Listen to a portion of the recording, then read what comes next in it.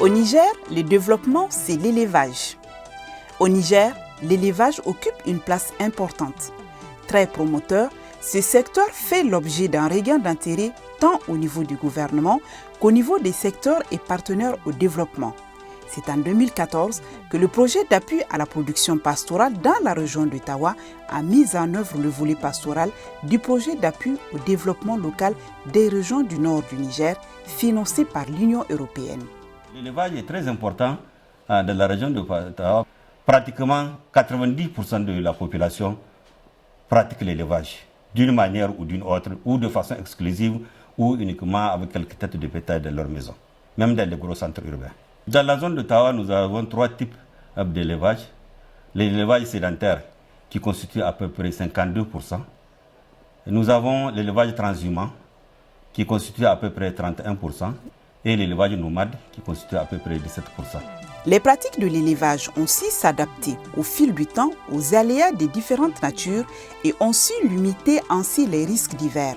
Néanmoins, elles rencontrent aujourd'hui des difficultés liées à l'accès aux ressources naturelles, au changement climatique, à une baisse de production de la biomasse et à des flambées épidémiques. Les problèmes qu'on rencontre au niveau de la région d'Ottawa par rapport à l'élevage sont de plusieurs ordres. Il y a des problèmes d'ordre alimentaire. Vous n'êtes pas sans savoir que depuis quelques années, on a des déficits fourragers assez cycliques. Sur 2 ans, on a au moins un an où on a un déficit fourrager qui s'élève à plus de 2 millions de matières sèches. Donc ça, c'est un handicap. Et le deuxième problème, c'est par rapport à l'abreuvement. Nous avons des zones qui sont pourvues en pâturage et l'absence de points d'eau empêche à ce que ces zones de pâturage soient exploitées. Ce qui fait que beaucoup de pâturages qui sont produits dans certaines zones échappent à la consommation des animaux. Ensuite, nous avons un troisième problème, c'est le problème sanitaire. Nous avons jusqu'à présent la persistance de certaines maladies. C'est dans ce contexte que le projet PAPAT a été mis en œuvre, un projet qui vise à contribuer à l'augmentation de la sécurité alimentaire et l'augmentation des revenus tirés des activités pastorales. Dans ce cadre, le projet a réalisé 14 forages avec leur équipement de surface, un contre-puits et 7 puits cimentés. Ces ouvrages facilitent l'abreuvement en eau de 46% du cheptel de la zone d'intervention. Cette intervention vraiment a solutionné les plus grands problèmes de notre commune qui sont les besoins en eau de population. Nous sommes en zone pastorale. Généralement, les éleveurs font des très grands parcours pour avoir de l'eau, avec des forages qui sont à peine distants. L'un du chef-lieu de la commune de 34 km, l'autre de 20 km du chef-lieu de la commune. Nous pensons que ces 2 ouvrages sont venus pour solutionner l'ensemble pour les 2 tiers des problèmes, des problèmes en eau de la commune. Kenan mutumin daji inda duk bai da ruwa bai da hankali da ya tashi dukiya dai yake bi har ya mutu can bisa ga hanyar bidan ruwan dukiya ko bidan cawan dukiya. In ya saya nan sai dai mu tahi wasu rijoji na daji ko kara wannan. Daga nan kilo 5 ne wasu suna zuwa ma har kilo 10. Ani ma baka maraito ba saboda in ka je wajen kilo 10 in ka je can bisashe sun sha dole sai ka saya. Zahi ta zo kaman karhe ku sai ka tadda kenan kai ini baka dawo gida ba sai wanda ya kawo tana da yawa shanun mu ba su wahala mu da kanmu ba mu wahala yara ba su wahala da ni da kaina ako amalan kai gidana ko jaki in na turo yaro na karami da sahe ruwan sha ba na shanu ba baya komo gida sai midi amma da fanfa wannan na papat mun samu jirgi 6 mun zamu pipinar wannan fanfa wannan na papat yayi in ka zo da bisashinka sai dai ka yi gara da masu famfo ka ba da kudinka na bayin bisashinka ka yi haka kawai sai su sha ka kore su yi kiyo ko ka turo yaronka da amalan kanka sai ya sashe ruwa kai dai ka biya ruwa wata ka tahiyarka sadda babu papat mun sha wahala wallahi har fada ma an shayi ta nan saboda ka zo da saniyanka dari ni da na zo da nawa dari sun game ina so na wasa sha na ka sha an sha fada nan ma amma yanzu wanda ya fada duka sai dai yana so ba rashin ruwa ba. Le projet a également promu des actions d'aménagement concerté des ressources pastorales. Dans un contexte de décentralisation, cela se passe par le renforcement des capacités des communes à s'engager dans la mise en œuvre du projet. Ainsi, les communes ont été appuyées pour mieux jouer leur rôle de maître d'ouvrage communal à travers des formations afin de pouvoir assumer leur rôle et responsabilités dans la gestion des ouvrages. Le fait d'impliquer la commune dans ce processus-là permet à la commune de pérenniser l'ouvrage. Pour la pérennité des ouvrages, nous avons constaté à travers ce qui s'est passé antérieurement, nous avons constaté qu'on n'a pas impliqué, même au niveau de la commune, les communautés. La non-implication des communautés à la base fait en sorte que les ouvrages sont laissés à eux-mêmes. Donc la première solution qu'on a adoptée, c'est d'aller avec les communautés. Depuis l'implantation, bien avant même, depuis même la conception du projet, c'est de les éclairer. À la fin même de l'infrastructure, les communautés sont déjà imprégnées que cette infrastructure-là va leur revenir. Elle est à elles. Elles doivent s'impliquer pour la gérer, pour l'entretenir. Donc, c'est l'implication des communautés à la base. Le deuxième aspect, c'est le suivi. Même si on implique les communautés, il faut un suivi régulier. Il faut aller chaque fois vers ces communautés-là, vers ces comités de gestion, vers ces associations d'usagers de l'eau, pour causer avec elles, pour voir les problèmes et ensemble trouver les solutions. L'un des aspects qu'on a apprécié avec les PAPAT, c'est l'implication de la commune dans le processus, la conception des projets, jusqu'à la passation des marchés, jusqu'à l'implantation. Dans tous les processus, la commune est impliquée. Cette communication qui a régné entre les PAPAT et la commune, on l'a beaucoup appréciée. Le projet a également accompagné les communautés bénéficiaires à établir des accords sociaux permettant de clarifier le statut foncier, les règles d'utilisation et de gestion durable des ouvrages et des sites restaurés. Ceci va dans le sens de garantir l'accès équitable des usagers, des ressources et de réduire les conflits entre les usagers autour des ouvrages hydrauliques. En dernier point, le projet a accompagné les communautés bénéficiaires dans la mise en place des comités de gestion des sites, le renforcement de leurs capacités et leur reconnaissance juridique par les autorités administratives et communales. Mu da wanga yanki shekara da shekaru mu a cikin matsalar ruwa. To mu a cikin matsalar ruwa akwai hakimanmu na wajen gari biyar su sun ka yi taro tsakanin su sun ka ce to wagga matsalar ruwa da muke ciki ko da wani lokaci matanmu na wajen ɗaukar ruwa wajen kile 7. Abinda muhimmancin kiyaye ta dukiya ta mai yawa an kasa ciki. Kenan dole da an kasa ta mu kuma da an kai dan mu na an kai an ka ce ga dokoki sai mu karɓe su da hannu bi mu tsare rijiyar mu dan ta jama mu jama muna sha. Ka'idodi shine yanzu rijiyar wanda duk ya zo ba zai shiga da takalmi ba. Bisa ba za ta shiga ciki ba, mace ba za ta yi wanki cikinta ba. Duk wanda ya taka ga doka akwai tare da za a yi mishi ko taka doka da 10 zai bada. Shi kwamiti dai shina waye ma mutane kai bisa ga tattalin rijiya.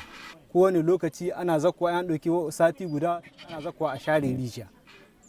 Bayan haka nan shi kwamitin na har yau wani lokaci shina ɗauka wani rana hakan gashi ce a yi ɗan tarbace shi kes muna sa kuɗi cikin shi ta hayya biyu.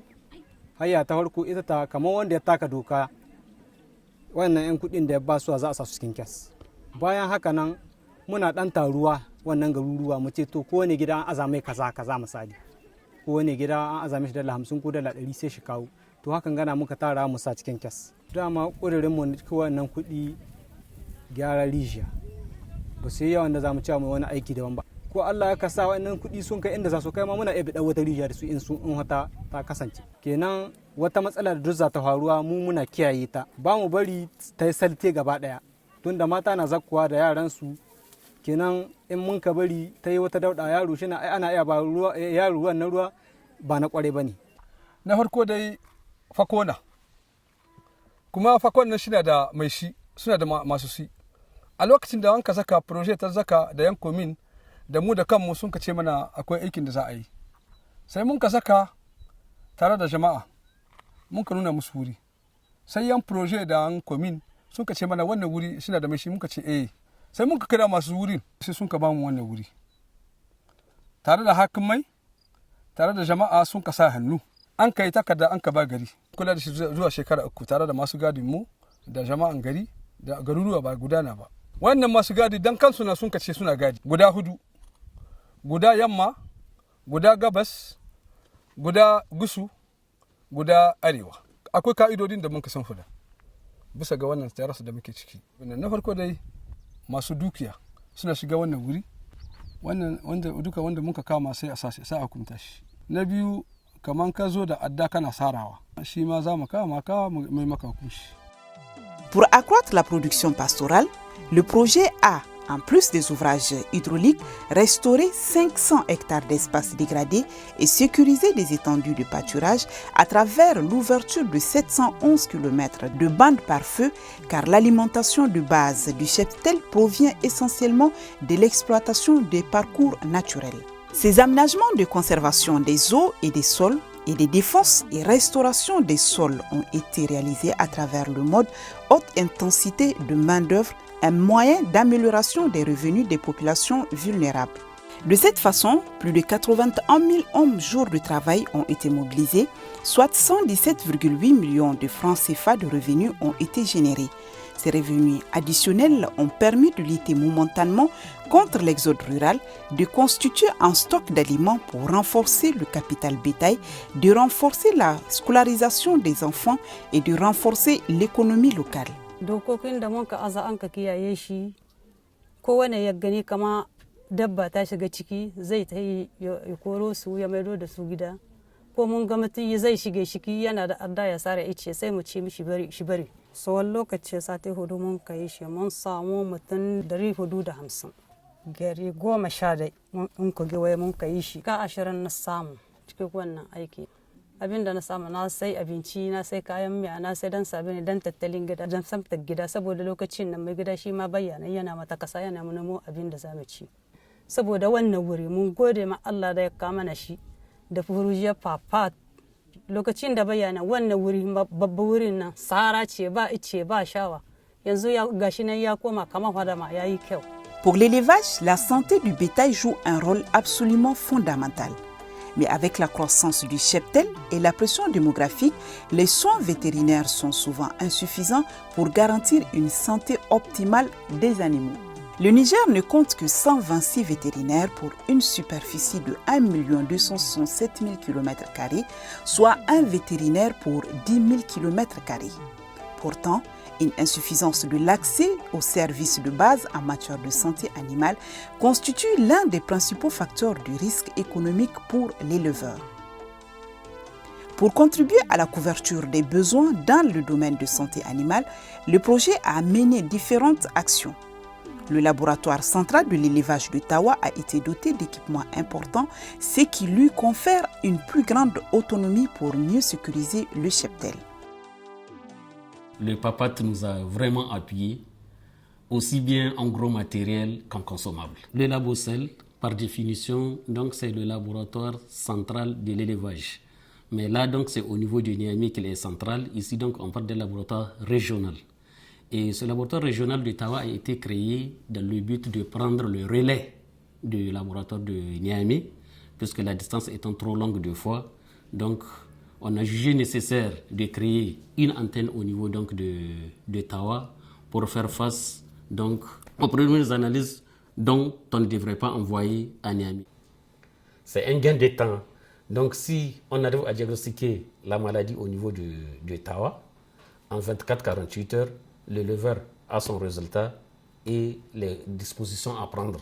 Alors que s'il faut l'envoyer à Niamey, ça dépend d'abord, à l'arrivée du prélèvement à Niamey, ça dépend du volume de travail que le prélèvement va trouver au niveau de Niamey avant d'être donc examiné. Ça va prendre beaucoup plus de temps quand on l'envoie à Niamey pour le retour de la réponse que lorsqu'on le fait sur place à Tawa.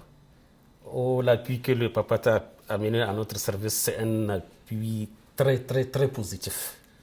Très positif parce que nous étions cet appui, on va rester pendant longtemps dépendant de Niamey.